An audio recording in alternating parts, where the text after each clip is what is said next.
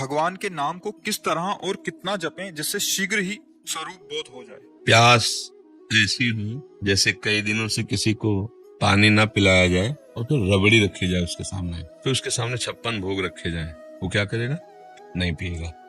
उसकी चाह होगी कि केवल पानी पिला दो। ऐसी नाम जब की प्यास हो और व्याकुलता ऐसी हो, ऐसे तुम्हें यमुना में अभी ले चले और कहीं डुबकी लगाओ और फिर आपको दबा दें और दबाए रखें, जो श्वास लेने की व्याकुलता आपके अंदर हो, वैसी व्याकुलता हो तो बिगड़ी जन्म अनेक की अब वहीं सुधरे याद, अभी भगवत साक्षात्कार हो जाए। व्याकुलता हो ऐसी जैसे यमुना में डुबोने पर श्वास लेने की चेष्टा करने पर फिर दबाया जाए, वो एकदम श्वास के लिए व्याकुल हो रहा है, प्राण व्याकुल हो रहे हैं। और प्यास ऐसी हो कि जैसे पानी की चाह वाले को रबड़ी रसगुल्ला रखा जाए। ब्रह्मादिक के भोग शब्द विषम लागत ताहि, नारायण ब्रज चंद की लगन लगी है जाए। ऐसी तो चाह हो और ऐसी व्याकुलता हो कि दरस बिन दूखन लागे नैन। जब से तुम बिछड़े पे प्यारे कबहू न पायो चैन। अभी हम चैन से सो रहे हैं, चैन से खा रहे हैं और हम भगवत प्राप्ति की बात कर रहे हैं। भगवत प्राप्ति कब? नारायण हरिभजन में ये पांचों न सुहात, विषय भोग निद्रा हंसी जगत प्रीति बहुबात।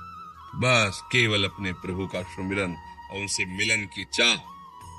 बस फिर आपको एक प्रश्न ही नहीं करना पड़ेगा कि कैसे तत्वबोध हो, कैसे प्रेम प्राप्त हो। समझ रहे हो बच्चा? महाराज जी, अशांति भयंकर जलन अज्ञान के कारण या प्रारब्ध के कारण या फिर वर्तमान अपराध बन जाने के कारण होती है। सबका मूल अज्ञान ही है। वर्तमान का अपराध भी अज्ञान से ही होता है और पूर्व अपराध जो हुए हैं वो प्रारब्ध का नाम दिया जाता है, वो भी अज्ञान से हुई है। सबका मूल कारण दुख का, अशांति का, जलन का, क्लेश का, जन्म मरण का अज्ञान ही है।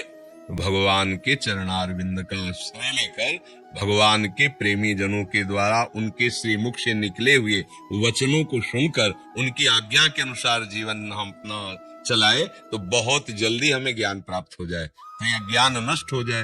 अज्ञान नष्ट होते ही परम शांति की प्राप्ति हो जाती है। श्रद्धावान लभते ज्ञानम तत्परः संयतेन्द्रिया ज्ञानम लब्ध्वा पराम शांति। परम शांति कहाँ मिली?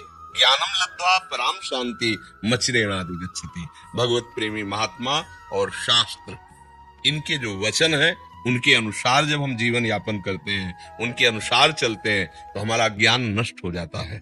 अज्ञान नष्ट होते ही जैसे अंधेरे में क्या है मुझे पता नहीं चल रहा, पर जब प्रकाश हुआ तो पता चल गया। जब पता चल गया तो ना भय रह गया, ना कोई जलन रह गई, ना कोई अशांति, परम शांति परमानंद की अनुभूति हो गई। किसका प्रश्न था? हाँ बच्चा, खूब नाम जप करो, भगवद आश्रित रहो, माता पिता की सेवा करो, अभी नई अवस्था है, ब्रह्मचर्य पर दृष्टि रखो, गंदे आचरणों की वृत्ति वाले लोगों का संग न करो, दृश्य न देखो, वैसा बात न करो। बड़े भाग्य हैं जो आप परमार्थ संबंधी जिज्ञासा रखते हैं, फिर इसकी अनुभूति के लिए जैसा आदेश हो गुरुजनों का, शास्त्रों का, वैसे चलने पर अनुभूति होगी। प्रश्न करना उतना लाभदायक नहीं होगा जितना आचरण में उतारना लाभदायक होगा। जैसे मानो आप प्रश्न तो पढ़ के भी कर सकते हो ना, किसी भी उद्देश्य से कर सकते हो। आप प्रश्न शास्त्र अगर पढ़े लिखे तो शास्त्र पढ़ लो, तो आप उसका प्रश्न कर दो, तो आपकी बड़ाई भी हो सकती है कि बहुत सुंदर आपने प्रश्न किया। पर वो आपको लाभ तभी मिलेगा जब आप अनुभूति में लाए। प्रश्न करना और उत्तर दे देना ये दोनों बाहरी विषय है, अनुभव करना ये शांति का विषय है। प्रवचन करने से और प्रवचन सुनने से परमात्म तत्व की प्राप्ति तो नहीं हो जाती ना, उसकी बातें हम समझ जाते हैं, ऐसा करना चाहिए ऐसा, पर अनुभूति तभी होगी जब वैसा आप चलोगे, वैसा आप करोगे।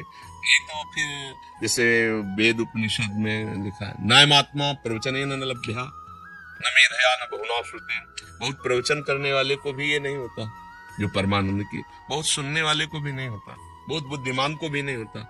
होता किसको है? जिसने वर्ण कर लिया, मन वचन कर्म से मुझे भगवत प्राप्ति करनी है और जैसा भगवत प्राप्त महात्मा कहते हैं मैं अक्षरशः वैसा चलूंगा, चाहे प्राण चले जाए, मैं उनके विरुद्ध आचरण ने। अब बात बन गई, स्वीकृति हो गई, अब आप आगे